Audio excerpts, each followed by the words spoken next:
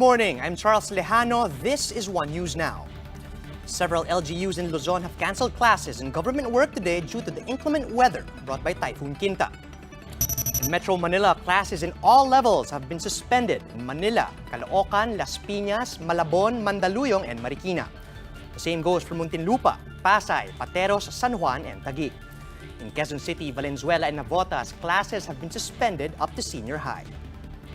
Meanwhile, classes in all levels are likewise canceled in the provinces of Bataan, Batangas, Rizal, Laguna, Quezon, and Cavite. In Tagaytay City, Quezon Province, and Batangas, government work is also suspended for the day. In Oriental Mindoro, Albay, Camarines Norte, Naga, and Sorsogon Province, classes in all levels and government work have likewise been suspended. Meanwhile, tropical cyclone wind signals are still raised over parts of Luzon and Visayas due to Typhoon Quinta.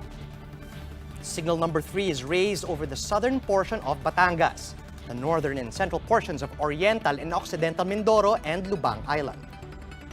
Signal number 2 is up in Quezon, Rizal, Laguna, the rest of Batangas, Cavite, and Metro Manila.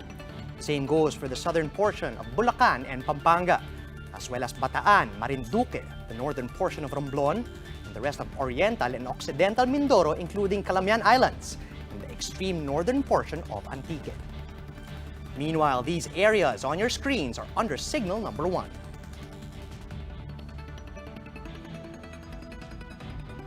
Apart from strong winds, Typhoon Quinta is also bringing heavy rain and flooding over some areas of the country. That's why Pag-asa has also raised the red warning level in Occidental Mindoro and Northern Palawan. The orange warning level is up over southern Palawan, while the yellow warning level is raised over Batangas. As of 7 a.m. today, Typhoon Quinta was last spotted in the vicinity of Mamburao, Occidental Mindoro. Quinta is expected to keep the same strength until it reaches the West Philippine Sea, where it's forecast to re-intensify. The State Weather Bureau expects Quinta to leave the Luzon landmass this morning and exit the Philippine Area of Responsibility by Tuesday morning.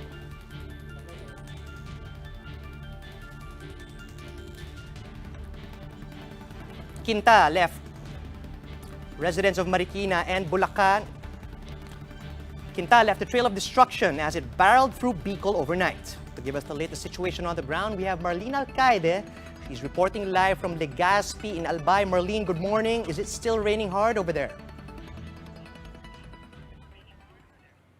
Yes, Charles, after a night of strong winds and rain, the sun is already up, but residents of Albay woke up to knee-deep flood water this morning, a reminder of how Typhoon Quinta ravaged the province.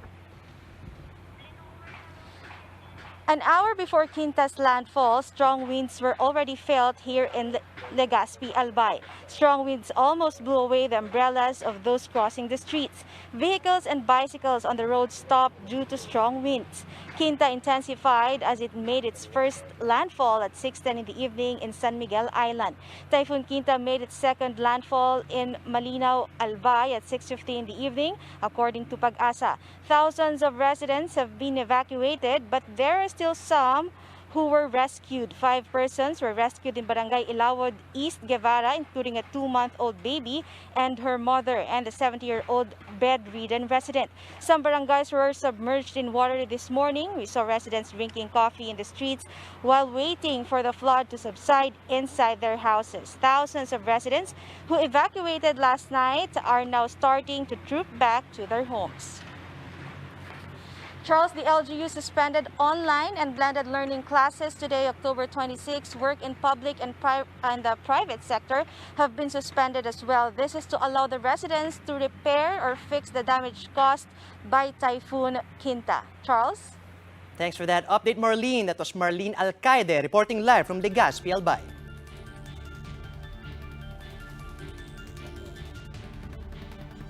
We'll be back with more stories after a quick break. Keep it here on One News.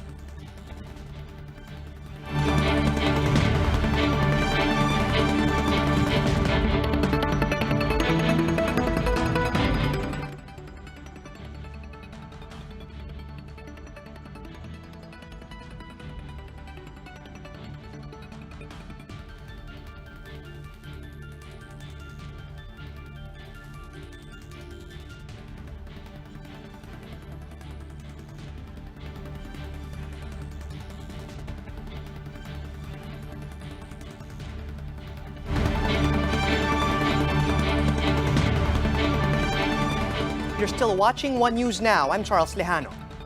Residents of Marikina and Bulacan are advised to be on alert in light of the continuously rising water levels in the Marikina River and Ipo Dam. At 6 a.m. today, the water level in Marikina River reached 14.5 meters, just a few inches from triggering the first alarm. Authorities sound the alarm when the water level reaches 15 meters to let residents know that they should prepare for possible evacuation. Over at Ipo Dam, the water level is still above normal as management was discharging more water this morning.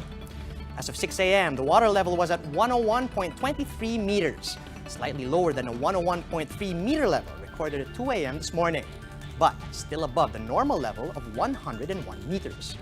Residents living along nearby low-lying areas are advised to take precautionary measures and be alert for possible further increases in water level.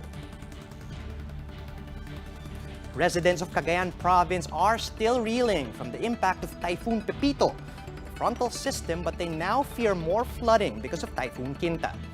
To give us the latest update, we have Romel Lopez. He's reporting to us live from Cagayan. Romel, good morning. What do you have for us? Yes, Charles, Cagayanans are bracing for the effects of Typhoon Quinta as well after being battered by Typhoon Pepito last week and a frontal system over the weekend.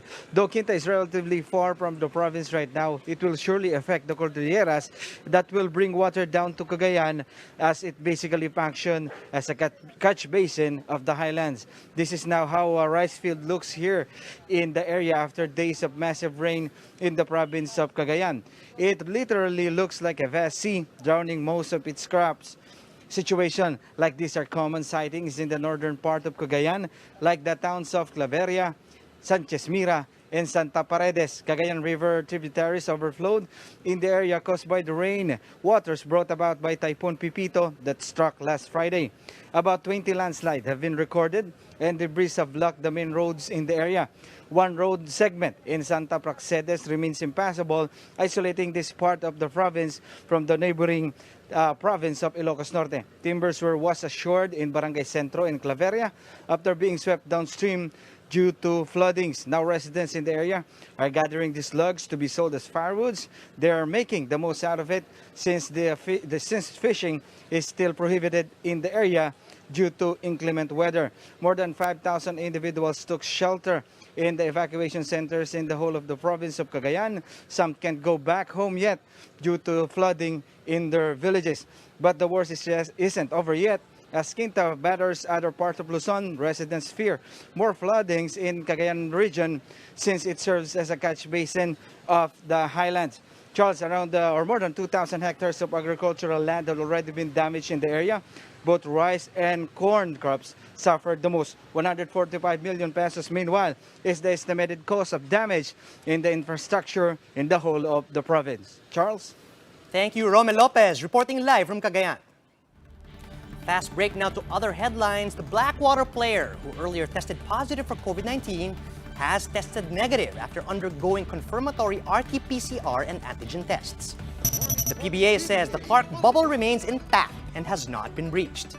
Recall that the referee, who was earlier suspected of contracting the virus, also tested negative on confirmatory swab and antigen tests. Still, everyone inside the bubble is urged to be extra cautious and strictly follow safety protocols set for them inside the grounds. For more updates, visit News 5, the Philippine Star and Business World online. Visit our website, onenews.ph, for more in-depth analysis. And you can also catch One News on the Signal Play app. Just register for a free account now at www.signalplay.com and stream One News live anytime, anywhere. I'm Charles Lejano. We are One News.